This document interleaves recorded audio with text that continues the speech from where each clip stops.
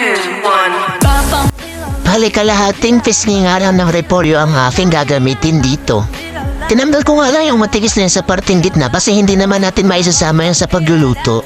Tapos, hiniwa ko nga lang siya ng maninipis na pahaba at saka ko siya nilagay sa isa malinis na lagayan. Tapos sinugasan ko na nga rin pala to make sure na malinis ang ating mga lulutuin.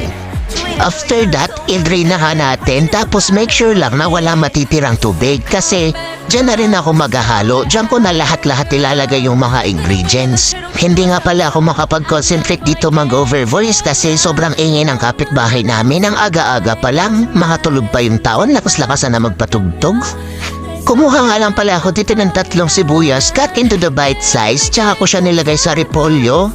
Nilagyan ko nga rin pala siya ng harina, itlog, paminta, seasoning, asin at kalahating baso ng tubig. So, sa pagluluto hindi dapat luto lang. Dapat may kasamang pagmamahal para magtagal kayo ng asawa mo.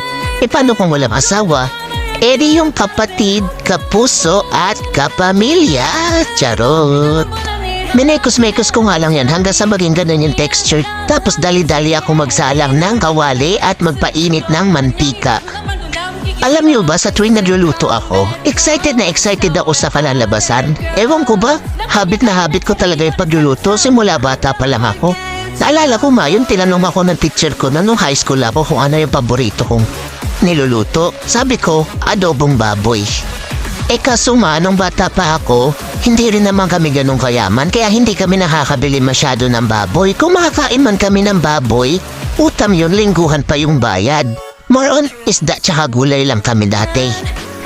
Pero hindi ko kinakahiya kung ano yung buhay namin noon. Proud pa nga ako kasi sa pagtitinda lang ng kakanin yung binuhay sa amin at pinagtapos sa amin ang pag-aaral ang magulang namin .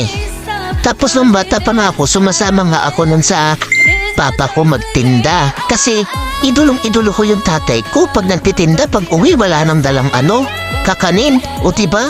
Proud na proud talaga ako sa tatay ko. Mabuhay lahat ng... Subscribe on my YouTube channel.